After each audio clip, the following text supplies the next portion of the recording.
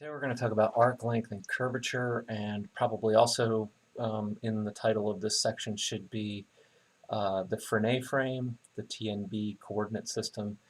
There's a lot here. It's going to be an adventure. This will probably be a long video. I've got a couple of fun sort of excerpts in here. There's a nice animation of Frenet frames that I'll include, and I'll also kind of connect it to the idea of sending space probes out into deep space, which is very closely related to space curves that we're studying now, and the Frenet frame, etc. What are the big takeaways here? What are the goals? I want you to be able to integrate space curves in order to compute their lengths. I want you to be able to compute and understand the curvature of a space curve and kind of relate it to the sharpness with which it bends. And finally, I'm going to introduce we've already got the unit tangent vector. I'm going to introduce the unit normal vector and the unit binormal vector. And then the three of them together form a little tiny orthogonal coordinate system for every point along the space curve. We'll see that in a second.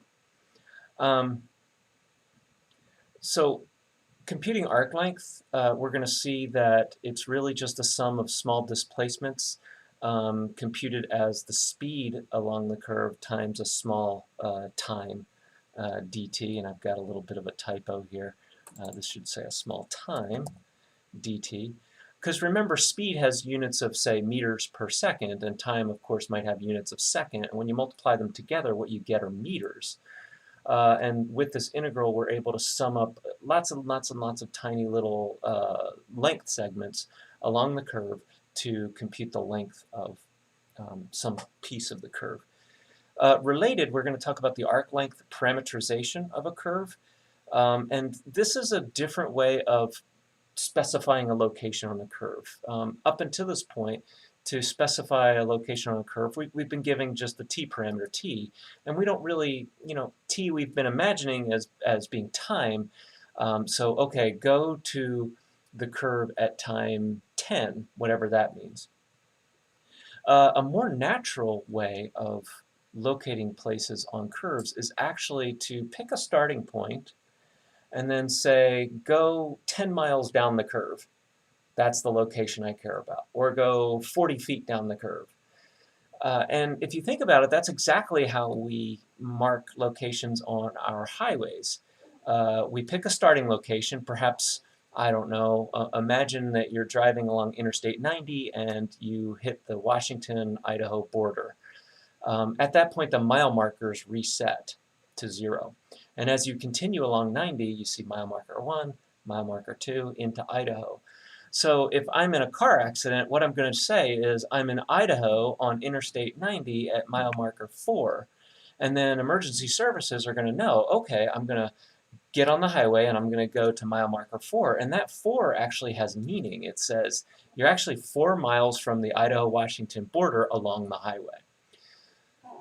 That turns out to be a mathematically very useful thing to know, and so we'll talk a little bit about arc length parameterization and how to take a curve that's not arc length parameterization and convert it to one that is arc length parameterization. Finally, I'll introduce the Frenet frame, the TNB frame, and we'll talk about osculating planes and osculating circles. Let's do a quick flyover of the book, and then we'll get into the examples. We are in section 3. Here are some of the objectives. Let me just remind you, or sort of talk a little bit about the arc length formula. When you have a trajectory r, or a space curve r, and you compute the magnitude of r prime, what you're actually computing is the speed at time t.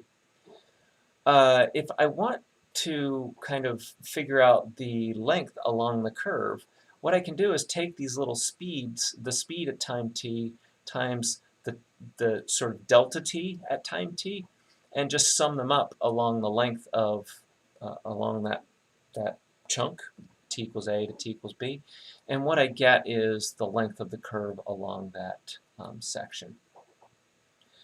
It turns out whether you're in 2 dimensions or 3 dimensions, that looks exactly the same. And while we have these larger expressions in terms of the component functions f, g, and h in 3 dimensions, I want you to focus on this and understand that computing this quantity, the magnitude of r prime, is really your goal when you're doing an arc length formula.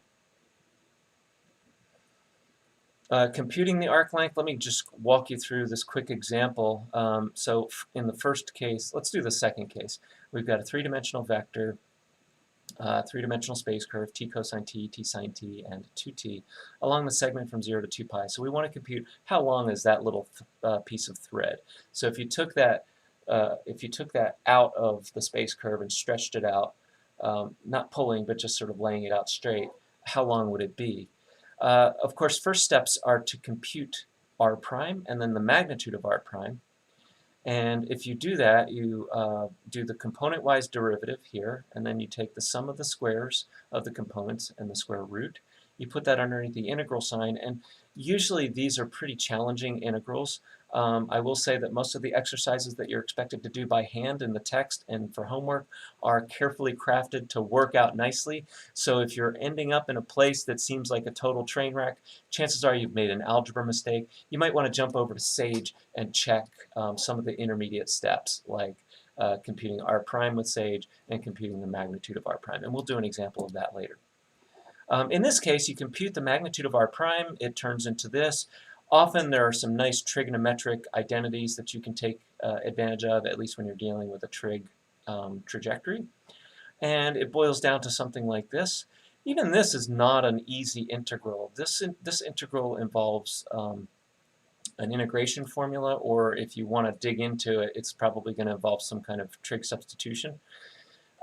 You can go look that up, or you can go plug it into Wolfram Alpha, and you end up with this result, pretty messy, but as a decimal somewhere around 25 units long. I think this is a good illustration of the challenges of computing arc length. These are typically messy expressions and challenging to integrate.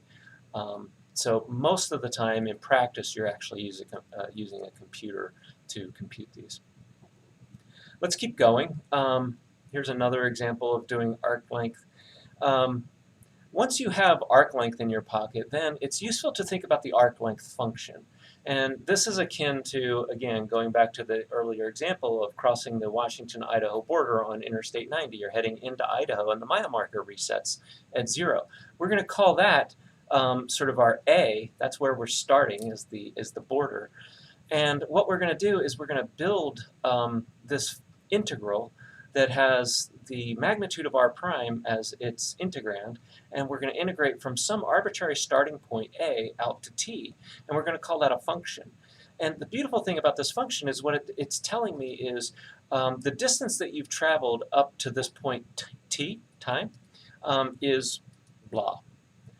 And once you have that, some beautiful mathematics starts to occur. For example, the derivative of this function is really just the speed of the space curve at a particular time. So the derivative of s of t at time t is just the magnitude of r prime of t. That makes arc length parameterization useful. Typically what you do is you compute s of t, and if you want to take your original space curve that is just expressed in terms of t, and you want to re-express it in terms of s, all you have to do is solve for t in terms of s and substitute that into your original arc length function, and suddenly it's got arc length parameterization, which we like. So here's a formal definition of the arc length function. Again, you pick some arbitrary starting point as the lower limit of integration, and then you have a variable as the upper limit of integration. And then remember that your dummy variable now can't be t, because you have t appearing as a limit of integration. So just to be safe, you should change it to some other letter, and here we're using u. The arc length function is defined like this. And then if you want to do sort of reparameterize, or as the book says, find an alternate parameterization of a given curve, you can follow this example. Let's do problem A and just quickly follow the example in problem A. The first thing to do is to compute s of t. And again, all of the exercises that you'll be asked to do by hand in the textbook and for homework are going to work out nicely, but these can also be extremely challenging in real life. So you compute S of t. How do you do that? You compute the magnitude of r prime, you do the integral, and you end up S of t is equal to 4t. If you solve for t in terms of s, you find that t is equal to s over 4. That's an easy algebraic problem. Just divide both sides by 4. And then to reparameterize in terms of arc length, you take the original space curve up here and you just replace t with s over 4. This is going to describe the same curve, the same shape, but now it's parameterized by arc length. This has useful theoretical properties as well as actual application, and so I'm going to expect you to be able to do that kind of reparameterization. Okay, next on the agenda is the curvature. The curvature is a way of measuring how sharply a curve is bending at any particular moment. And in the figure here, we see at this point, the curve is bending not quite as sharply as, say, the curve over here. And what we do is we use circles to kind of measure the bend. We'll say that the arc of a circle is kind of the canonical curvature idea. And the bigger the circle that you can fit, sort of tuck snugly into the curve at this point, the lower the curvature. Alternatively, the smaller the circle, the higher the curvature. And actually, what happens is curvature is inversely proportional or inversely related to that little nestled-in circle. This nestled-in circle is called the osculating circle, and it has a very specific meaning, which we'll talk about in a minute. The definition, the formal definition of curvature is given by, well, if t is given, let me back up, if r is given in terms of arc length, like an interstate highway, for example, then you can compute t as just the derivative of r with respect to s, and the curvature is the magnitude of that derivative.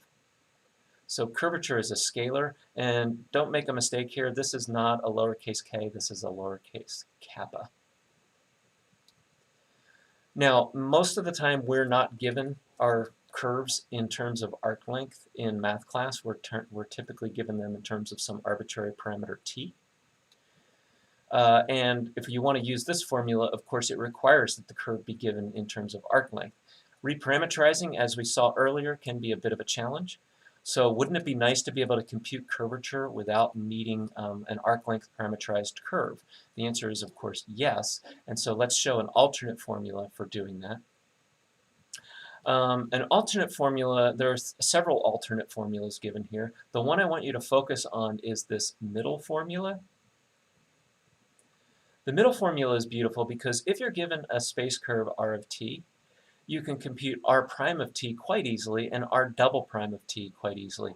Also, there's a bit of a typo here in the book, or a rendering issue. This is just r double prime, the second derivative of r with respect to t. So back to computing curvature, you compute r prime, you compute r double prime, you compute the cross product, you compute the magnitude of r prime, you cube it, you form this ratio, and you've got kappa, and that sounds like a freaking nightmare, I got you.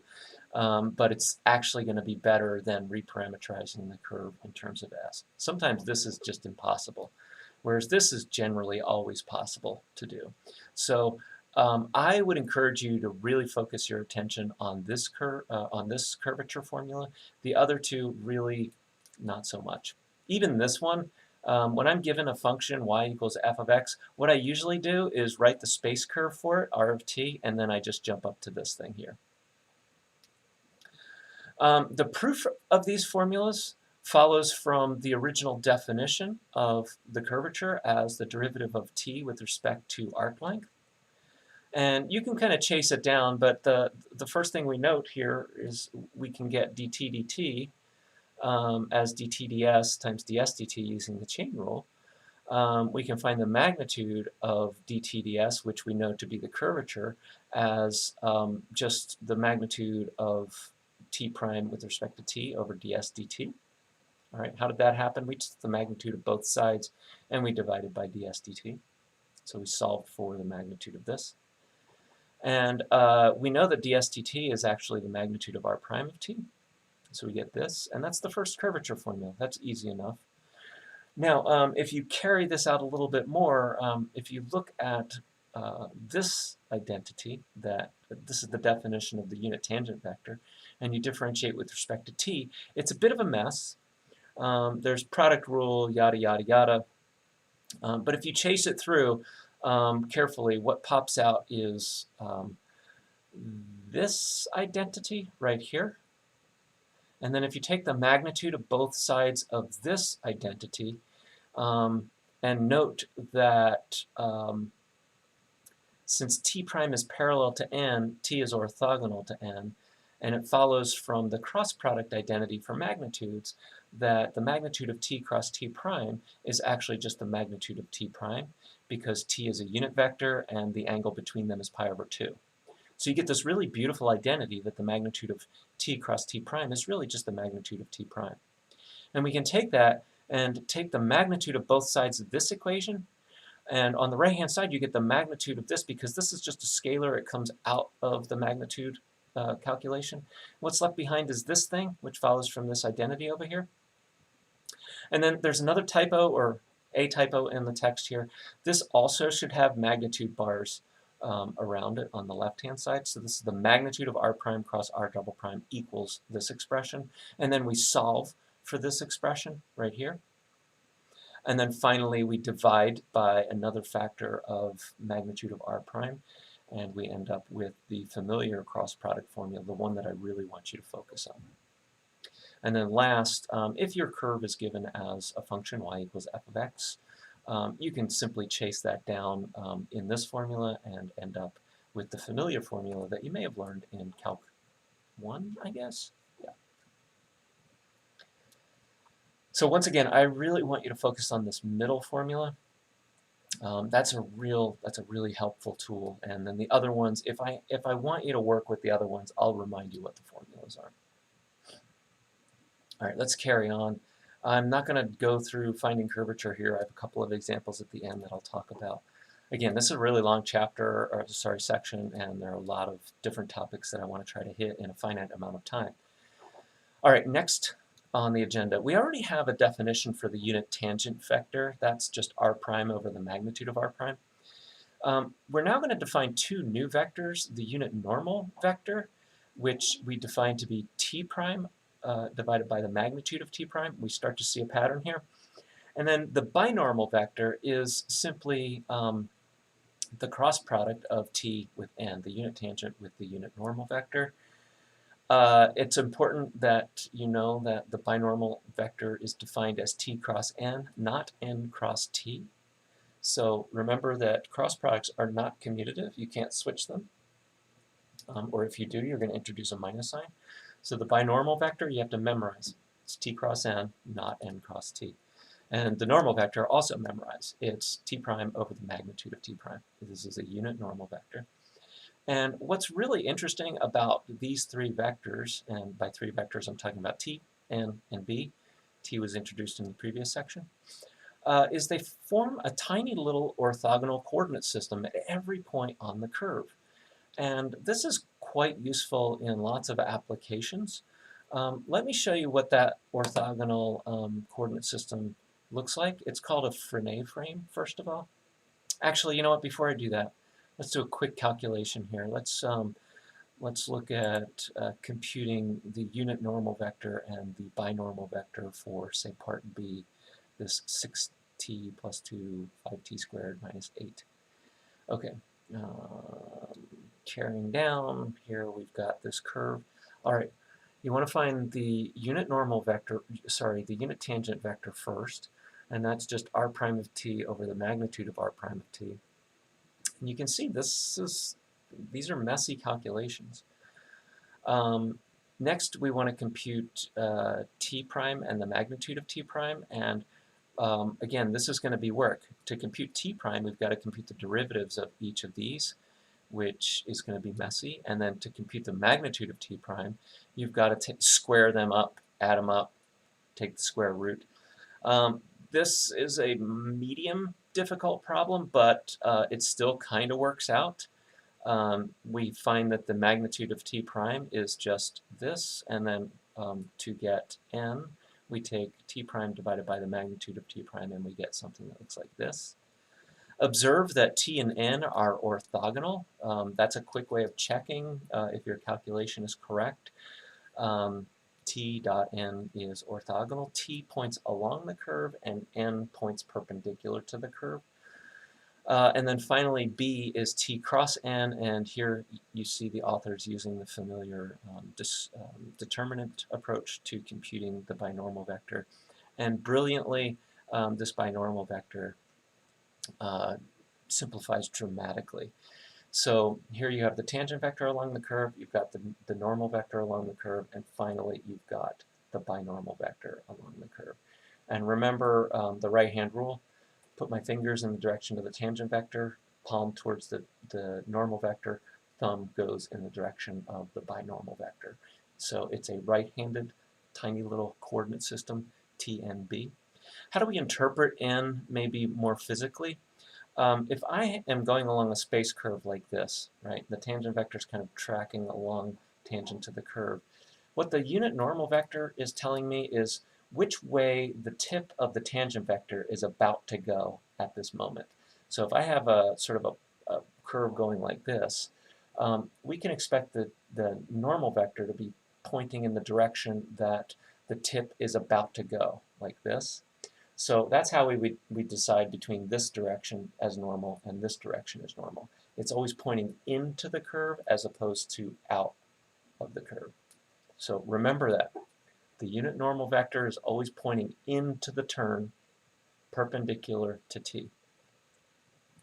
And then the binormal vector is just the cross product of the two, and you can figure out its direction by the right-hand rule. Together, those are called the Frenet frame. This static image really doesn't do it justice, so what I thought I would do is share with you a visualization of the Frenet frame. And let me get this little app started.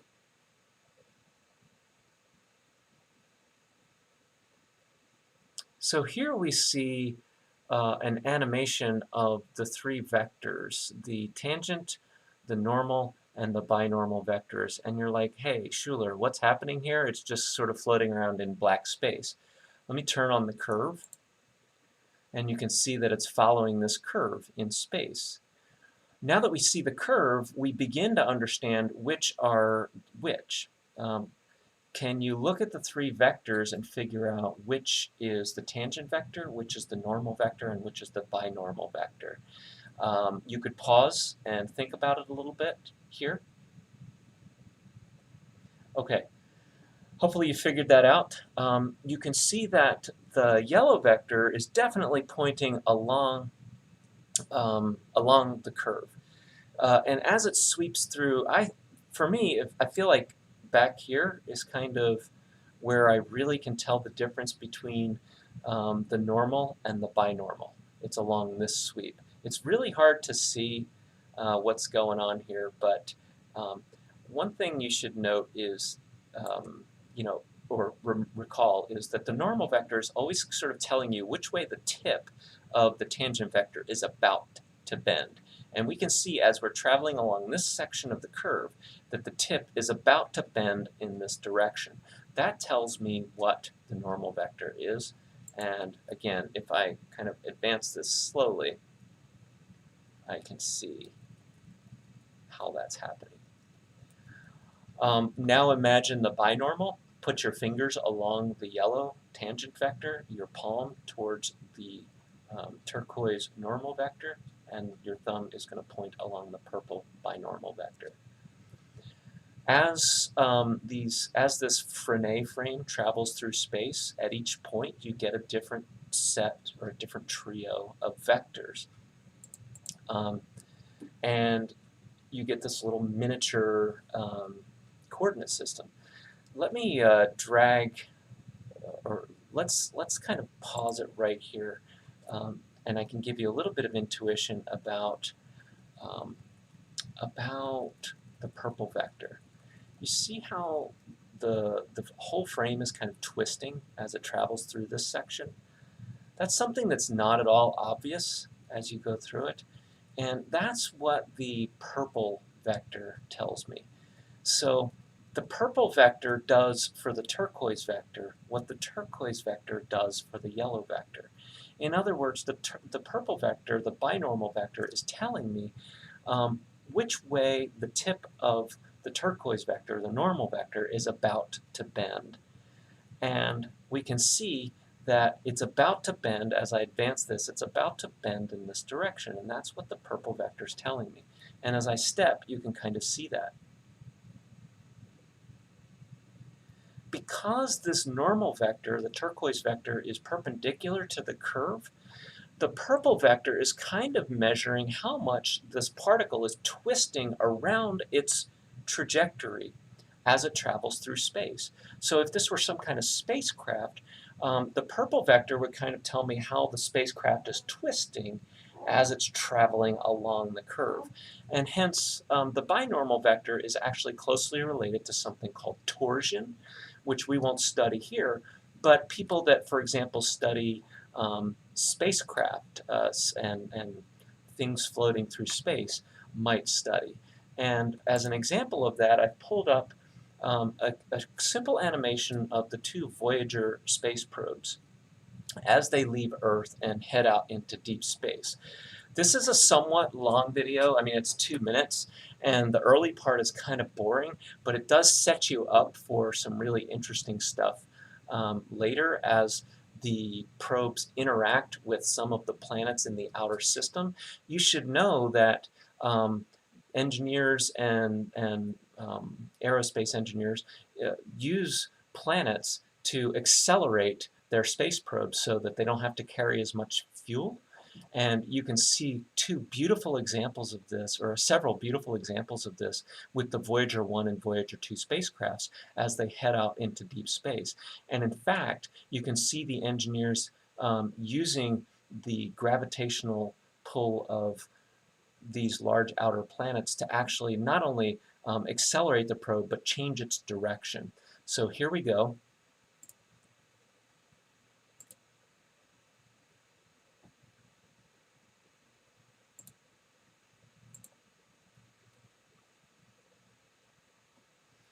So we're focusing on the Voyager 2, and as this progresses, you'll start to see Voyager 1 appear. Apologies for the stuttering. You know, maybe full screen is a little bit too much, so let me back off and go to the smaller screen. See if that does any better.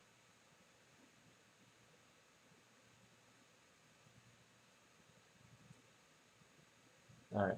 It's not super great, but we'll just kind of talk through it here. If you don't know, Voyager 1 and Voyager 2 were two of the earliest deep space probes that NASA launched. And they did a couple of flybys of some of the outer planets of the solar system. And of course, they never came back. They just kept going. And these two objects, these two space probes, are now, there's Voyager 1 interacting with Jupiter. And boy, it takes a hard turn using Jupiter. And then Voyager 2, a little bit later in that same orbit, connects with Jupiter and goes. Now Voyager hits Saturn and uses Saturn not only to accelerate, but to leave the plane of the solar system, whereas Voyager 2 uses Saturn to just make another sharp turn and accelerate. Now Voyager 2 is going to keep going. Voyager 1 is going up above the plane of the solar system, and now Voyager 2 hits Neptune and is going down below the plane of the solar system. So despite the really shaky video, you can kind of see how these space curves might be useful, and these Frenet frames might be useful as we sort of develop trajectories for deep space probes.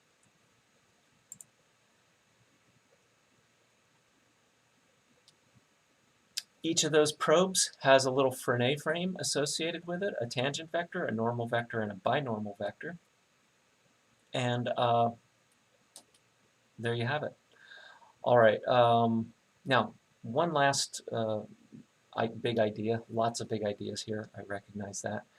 I want you to look at N and T here, and imagine that N and T, along with the point that they're situated at on the curve, those three entities together define a plane that is tangent to the curve at that point. That plane is so useful that it actually gets its own name. That plane is called the osculating plane. And there's a circle that sits in that osculating plane. So imagine here's another trajectory. Here's the unit tangent direction. Here's the unit normal direction. Here's the point P. Right? We know back from the lines and planes section how to create a plane that goes through that point and is parallel to these two vectors, right? We take the cross product, we get the normal vector, we get the point, we write the equation of the plane. It's great. Now, if you take the circle that sits in the osculating plane that has radius that matches the curvature, radius that matches 1 over the curvature, and whose center lies along the normal direction in the osculating plane, you get something called the osculating circle. Why is this useful? This provides a beautiful approximation of the curve at this point. You can see for this simple curve that the curve and the osculating circle are nearly indistinguishable for very long stretches before and after P. So the osculating circle is a fantastic approximation of perhaps a complicated curve at that location. I'll leave you with a little bit of trivia before we go on. Where does the word osculating come from? If you translate the word kiss, translate kiss into Latin,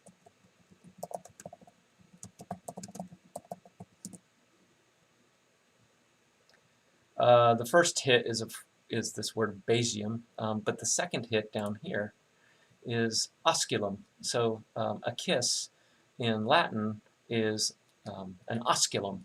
And you can see this root here, oscule, is exactly the same root that we have in both osculating circle and osculating plane, because the osculating circle kisses the curve at the point P, and similarly the osculating plane kisses. It's another word for tangent, really. Finding the equation of the osculating circle involves a couple of steps. You want to find the curvature of the osculating circle, and then you also have to find the normal direction at the point. So here we find the curvature using the y equals f of x formula, and then we also, we just kind of note here, they're interested in the curvature at x equals 1, which is this point here. And they note that perhaps with not great, actually no, they have some good justification here. The tangent, the unit tangent along the curve here is horizontal. That means the unit normal is perpendicular to the, we know the unit normal is perpendicular to the unit tangent, so the unit normal is going to point parallel to the y-axis. We also know that the unit normal is pointing into the curve, so it's pointing in the positive y direction. So if we compute the curvature, and we know that the radius of the osculating circle is 1 over the curvature, we actually have enough information to write the equation of the osculating circle. We know that given the curvature, the radius of the osculating circle is 1 over the curvature, so we go a distance 1 over the curvature in the direction n, which is going to define the center. Once we know the center and the radius, we can quickly write the equation of the circle using the standard form. And we end up with this equation, and that corresponds to this tiny little osculating circle. It's tiny because the curve is bending quickly here. If we were to build the osculating circle out here at, say, x equals 2, we would have a giant circle because the curve is nearly straight. And you can imagine building the osculating circle on a straight line is impossible because the curvature is 0, the radius is infinite. we'll do an example of that in the exercises, which are about to begin right now.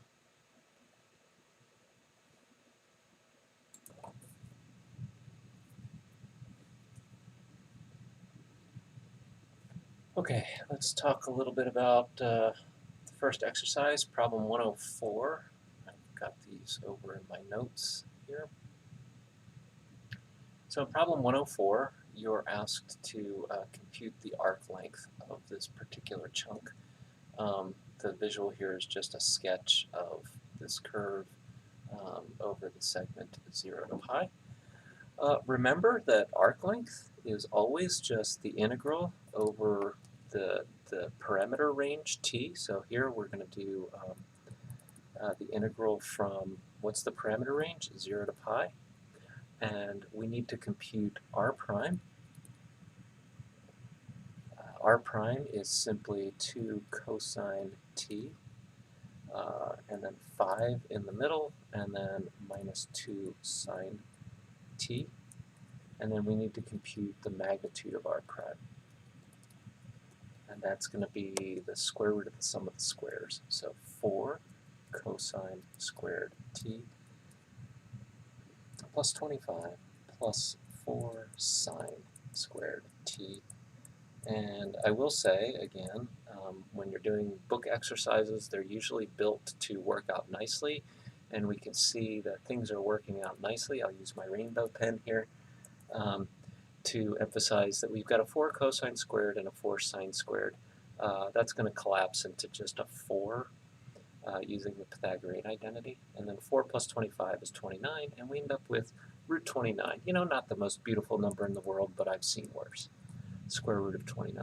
All right, what am I supposed to do with that? Well, remember that the arc length is the integral over the specified parameter range, 0 to pi, of the magnitude of r prime. Well, we just calculated that. That's the integral from 0 to pi of the square root of 29 dt. We can integrate a constant with respect to time. That's one of the easier ones. So we have root 29 times t, and we want to evaluate from 0 to pi. Plugging in pi, plugging in 0, and subtracting, we end up with pi root 29. So that's a nice warm-up, get us used to this idea of computing arc length. In problem 110, you're only asked to set up the integral and not actually evaluate it. And I'll do that also sometimes in other homework and evaluations. Setting up the integral is really important because if you can set it up properly, you can often jump over to a computer algebra system like Sage or Wolfram Alpha to actually do the calculation. So we're going to set up an integral to find the circumference of the ellipse with this equation. Well, circumference for us, remember, that's just the length around some figure in the plane. This is an ellipse in the plane. So let's think about how we would compute its circumference. We see that this thing is going out about 1 unit, precisely 1 unit in the x direction, and maybe 2 units in the y direction. I can just tell that from the parameterization because there's a 1 here and a 2 here. So 1 in the x direction, 2 in the y direction. And we can sketch in the rest of the ellipse. All right. We want to figure out how long. If this were a piece of thread and I laid it out straight, how long would it be? That's the arc length.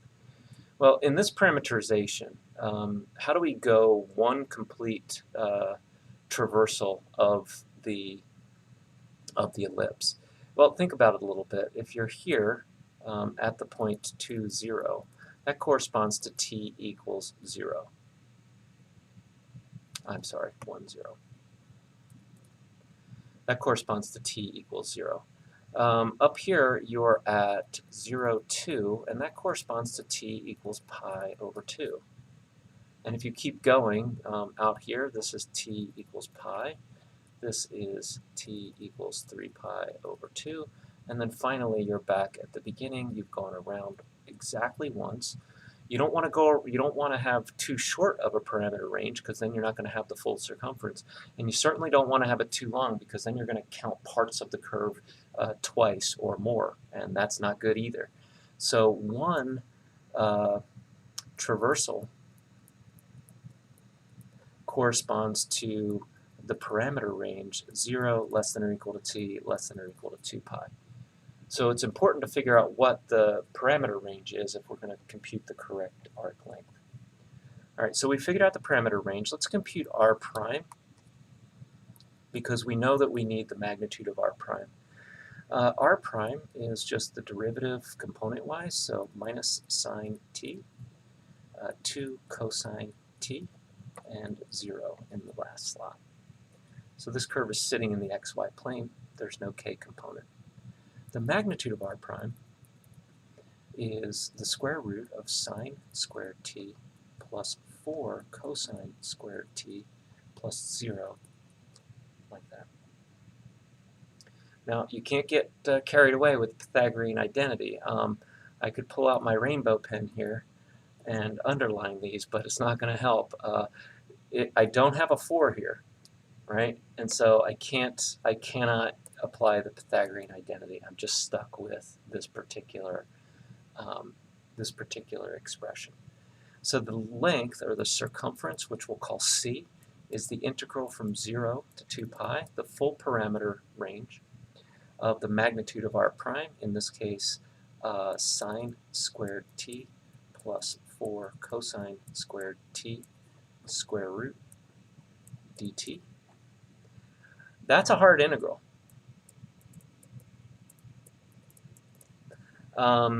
Luckily, you only had to set it up, right? You didn't have to do it. So we've set it up, we're done. If we want to figure out what the circumference is, we could go over to Wolfram Alpha, or we could start grinding away with perhaps some sophisticated integration techniques.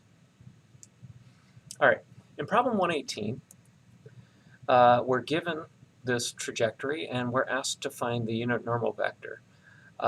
This is going to be a bit of a challenge.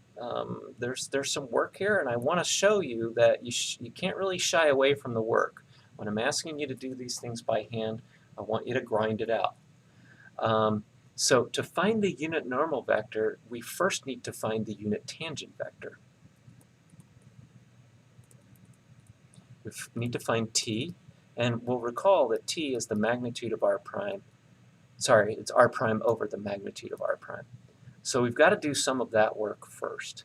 R, I'm going to rewrite r in a slightly different way that will be advantageous to us. I'm going to factor the common factor of e to the t out of each component. And what we have left behind is 2, comma, cosine t, comma, sine t. To take the derivative, you may recall from the differentiation section just previously that there's a chain rule, sorry, a product rule associated with things that look like this.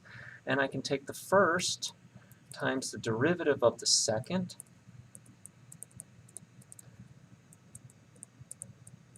plus the second times the derivative of the first. Well, the derivative of the first is e to the t, and the second is just 2 cosine t sine t, like that. That's a little bit easier maybe than computing the derivative of the original expression. I'm going to simplify this a wee bit. I can factor, again, e to the t out front, and then add component-wise. So I have 2, and then I have minus sine t plus cosine t, and then cosine t plus sine t. All right, now I have to take the magnitude. Once again, we can take advantage of some identities that we know about magnitudes. If we have a scalar function times a vector, then the magnitude of that vector is the absolute value of the scalar function times the magnitude of the vector, which is 4, plus, gotta kind of multiply it out here, sine squared t minus 2 sine t cosine t plus cosine squared t. That's what I get by multiplying out the middle, or the j component. And now let's multiply out the z component. That's cosine squared t plus 2 sine t cosine t plus sine squared t. And all of that is square root. There is some nice simplification that occurs here. We get rid of these cross terms, thankfully. We have a cosine squared, so let me get out my rainbow pen. We have a cosine squared here and a cosine, trying to be fancy. Okay, cosine squared. So let's see how things clean up here a little bit. We have a cosine squared and a sine squared here, which turn into 1, and a cosine squared and a sine squared here, which turn into 1. When it's all said and done, of course, the absolute value of e to the t is just e to the t, because the exponential function is always positive. And underneath the square root, we have a 6. So as frightening as this seemed originally, this actually simplifies rather nicely. T is now r prime divided by the magnitude of r prime, which we've just computed. And notice the magnitude of r prime has this component, and r prime itself has this factor. So when we divide r prime by the magnitude of r prime, those are going to cancel. And RT turns out to be a relatively nice expression. It's 1 over root 6. I'll keep that outside.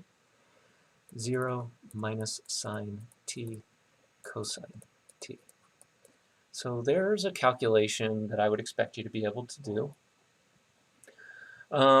That said, we're not at the unit normal vector. Recall that the unit normal vector, n, is equal to t prime over the magnitude of t prime, so we've got to do all of that again. Let's hope it's not as bad. T prime is the derivative of this guy with respect to t. The 1 over root 6 is going to go along for the ride. The derivative of the first component is 0. The second component, cosine t. The third component, minus sine t. Now we need to find the magnitude of t prime. That's going to be 1 over root 6, because remember that scalars just pass through magnitudes. 0 squared plus cosine squared t plus sine squared t, yay, square root, and the magnitude is simply 1 over root 6, and the unit normal vector is now just t prime divided by the magnitude of t prime, which yields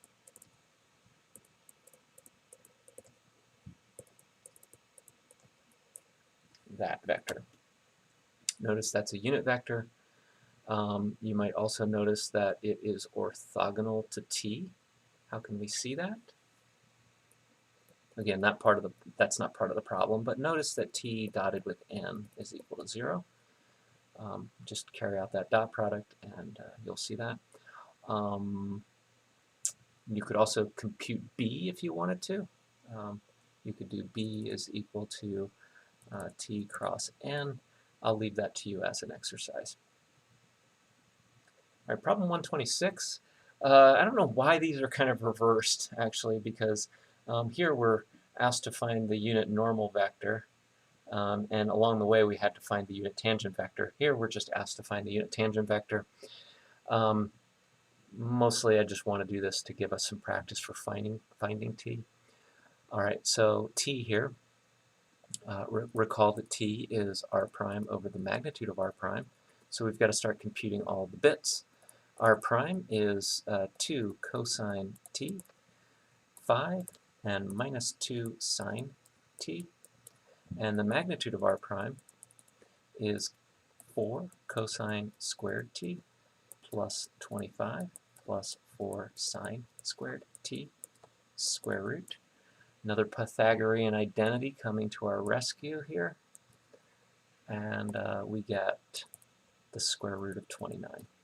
So the magnitude of r prime is just root 29, and t is r prime divided by root 29. So 1 over root 29, 2 cosine t, 5 minus 2 sine t. And there's our unit tangent vector. You might want to practice a little bit and go on and try to compute n. Not sure if it works out nicely, but you could give it a shot. Okay, in 132, we're asked to find the curvature of the given curve. The curve, notice, is given in terms of t. So let's walk through finding, and recall that the curvature formula for curves given in terms of t is kappa magnitude r prime cross r double prime over the magnitude of r prime cubed. So let's compute all of these various constituencies and put them together to compute kappa. R prime is simply minus 5 sine t, 5 cosine t, and 0. R double prime, again, we have to include this third component, even though the original curve might be just considered two-dimensional, because we're going to do a cross product, and the cross product only works on three-dimensional vectors. R double prime, we'll take the derivative of this thing again, minus 5 cosine t, minus 5 sine t, and 0. I always line these things up just like this, because then they're ready to go for the cross product step. If you need the mnemonic, you can put I, J, and K up in there.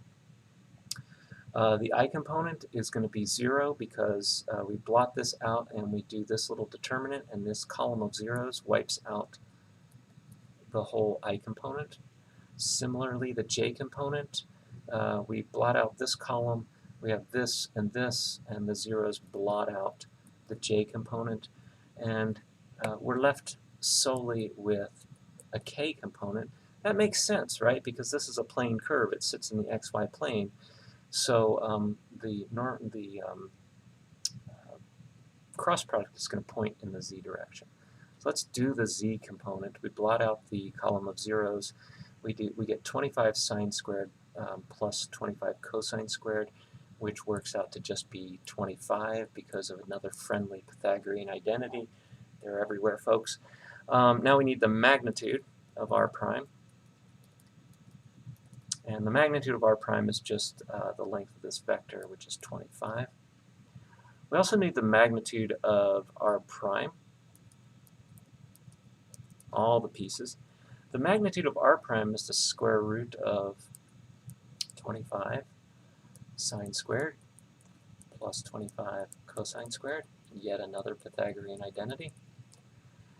And that's going to work out to be 5. Taking all these various bits and plugging them in, we have 25. Don't forget, this is the magnitude of r prime cubed, so it's 5 cubed. This is 5 squared over 5 cubed, which is just 1 over 5, and the curvature is 1 over 5. We could have guessed this without doing any of the work, because this is a circle of radius 5. And we know that curvature is inversely related to the radius. But it's nice to have that confirmation. Actually, I'm going to do one more thing here because I didn't give a specific exercise for this. Let's find the arc length function associated with this particular curve, starting at 0 and going up to t, and integrating r prime du. Sorry, magnitude of r prime du. We computed the magnitude of r prime already as 5, so the arc length function, starting from 0 going up to t, is just 5 du. Integrating 5 with respect to u, we get 5u, and we want to evaluate from 0 to t. Plugging in t and plugging in 0 and subtracting, we get 5t. So the arc length function for this space curve is just 5t. S equals 5t. If we wanted to reparameterize this circle, to reparameterize,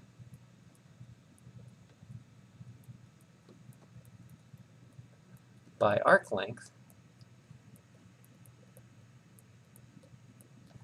we simply solve for t, and we get t equals s over 5. My s's and my 5's are very hard to distinguish. I apologize for that.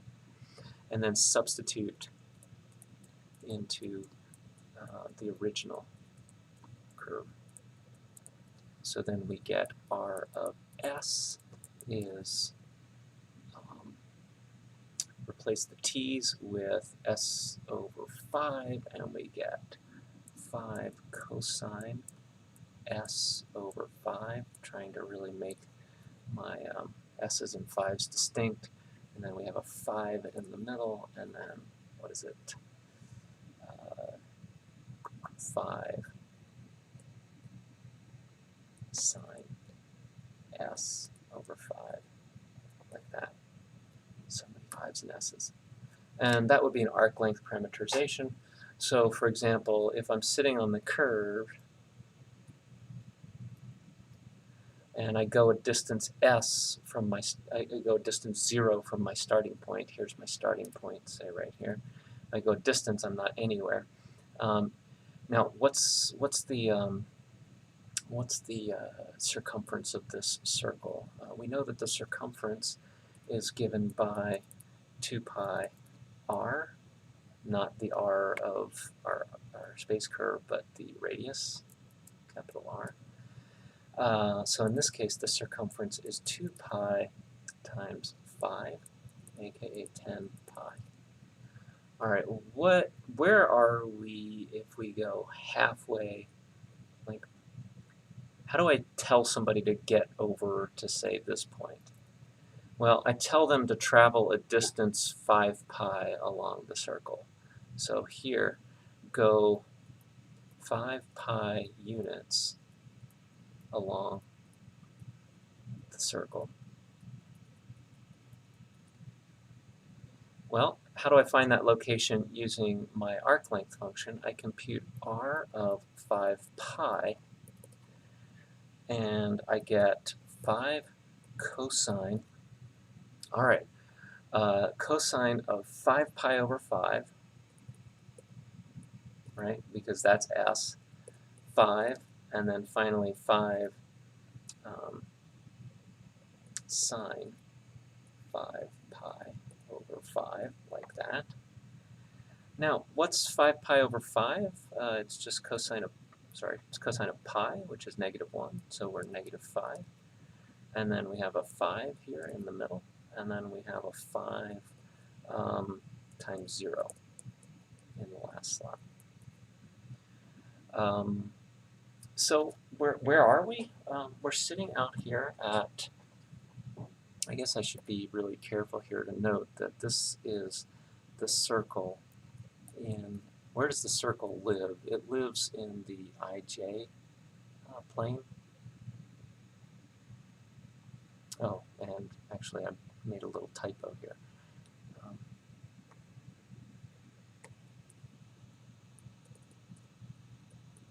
Excuse me.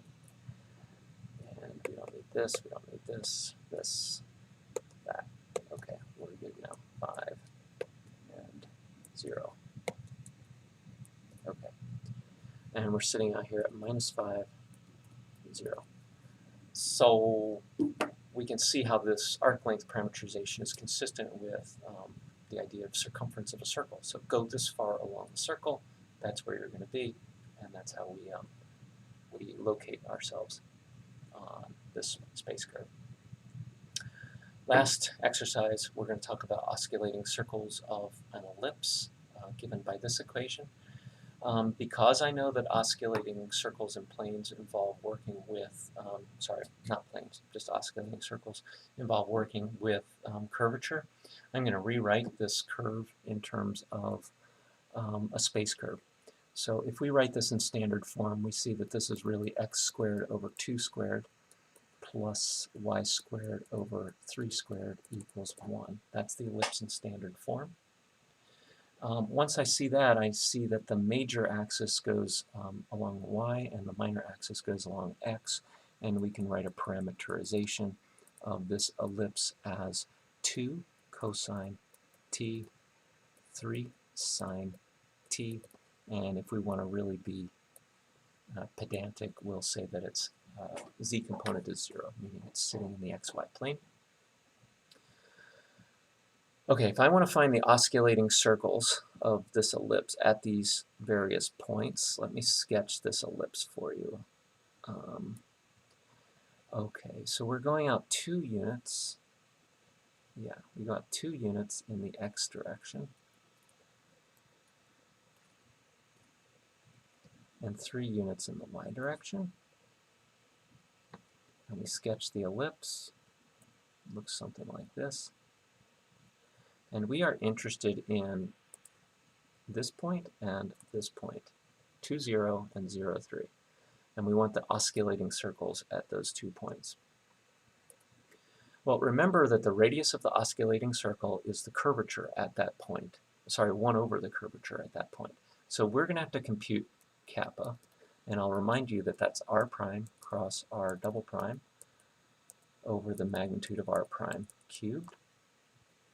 And we now go through and compute the pieces in sort of the organized way that I outlined earlier. R prime is going to be negative 2 sine t, 3 cosine t, and 0. R double prime is going to be negative 2 cosine t, negative 3 sine t, and 0. R prime cross R double prime is going to be 0, 0, and then the last component is going to be negative 6 sine squared, sorry, 6 sine squared minus 6 cosine squared, aka 6.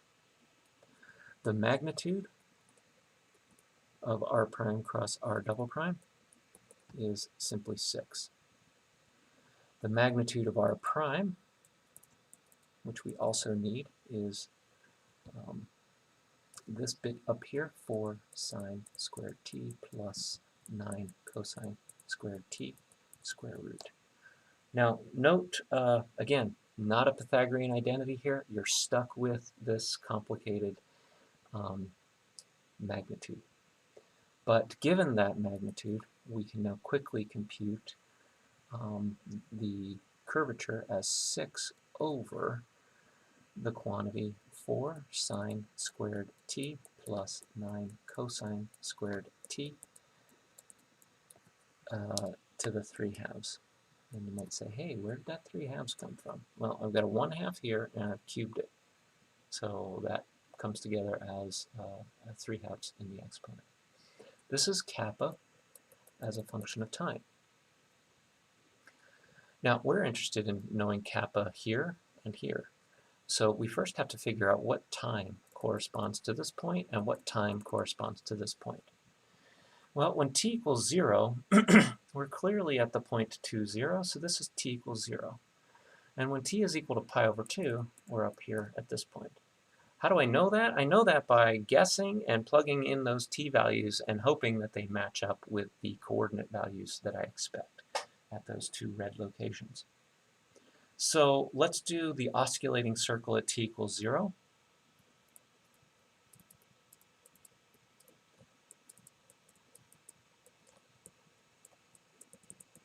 At t equals 0. What's kappa there?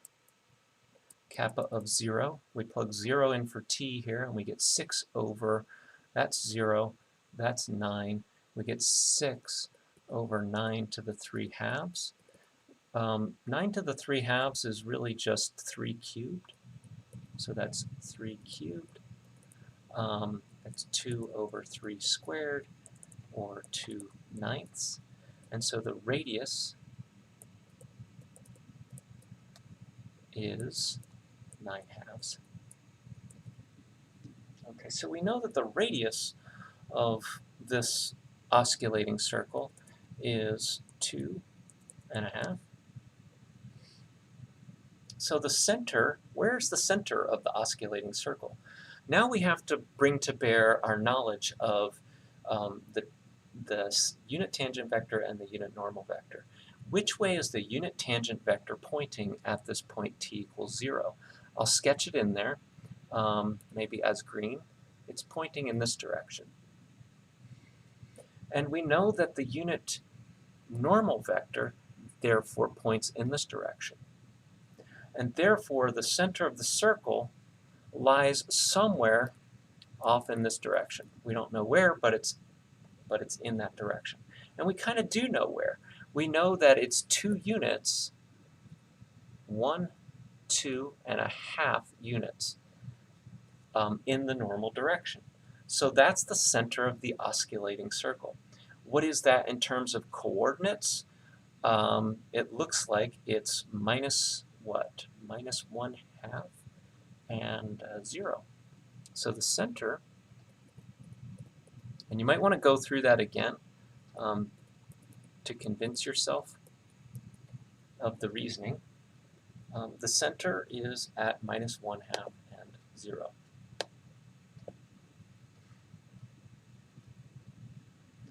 And if we're to sketch that circle, it's a big circle, right? It's not that big. It's a circle like that, kind of, that just kisses the ellipse at the point 2, 0. We're asked to find the equations of the osculating circles. Given the center, given the radius, the equation is simply x plus 1/2 squared plus y squared equals 9/2 squared.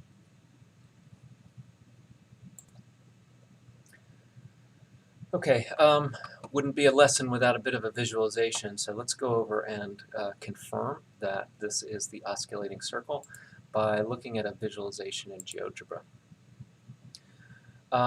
This is a 2D problem mostly, even though we've tacked on that extra z coordinate for the cross product. So we'll run the 2D version of the graphing calculator in GeoGebra, and let's first get our hands on the ellipse. The equation of the ellipse, not parametrically, in rectangular coordinates is 4y squared plus 9y squared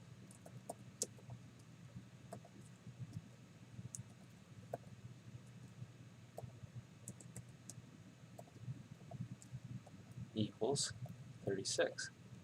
There's the ellipse, and there's the 2 points 2, 0, and 0, 3 that we're asked to find osculating circles for.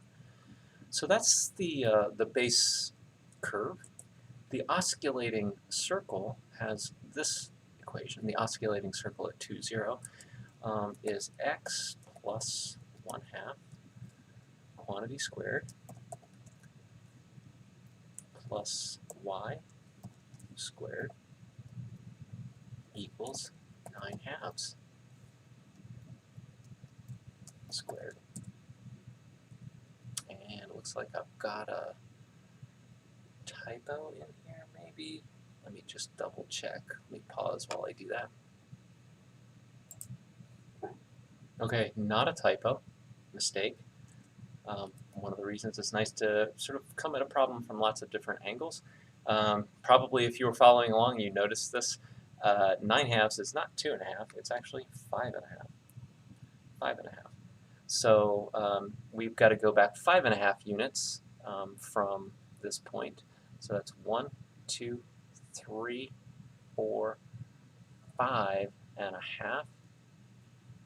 5.5 units. That changes the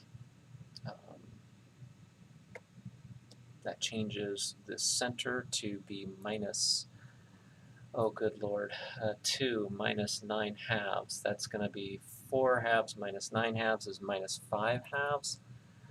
That's where we are, so we've got minus 5 halves here. And everything else should be okay, so we just need to tweak the equation of the circle that we put into GeoGebra here. Change that 1 to a 5. And let's hit enter, and that looks good. Let me just, for emphasis, put the point to 0 in there.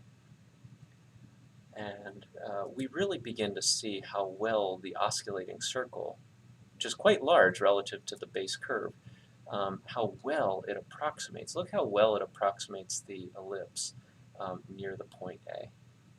They're indistinguishable near the point A. Similarly, I actually went through and computed the osculating circle for the point 0.03, and let me dump that in there for you.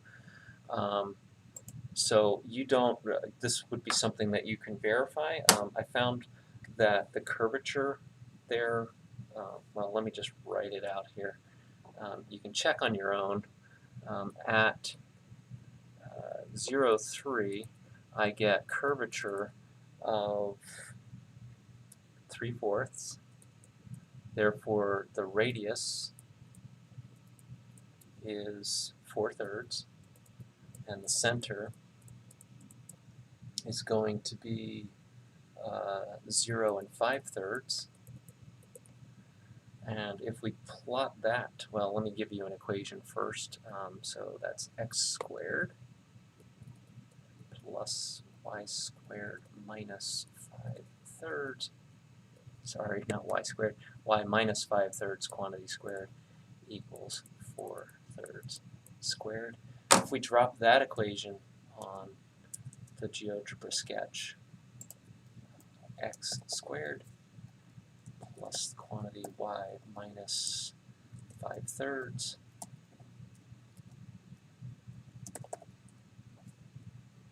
equals 4/3 quantity squared. We see the oscillating circle up here at the point 0.3. Okay, and we do again see that the oscillating circle does a nice job of approximating the curve at that point. Okay, that's a lot. You're going to have to spend a little bit of time on this. I'm going to ask you to look at all of the exercises and do a sampling of them to familiarize yourself with these various concepts. And when you're finished, head over to WebWork and do the assessment for Chapter 3, Section 3. Thanks.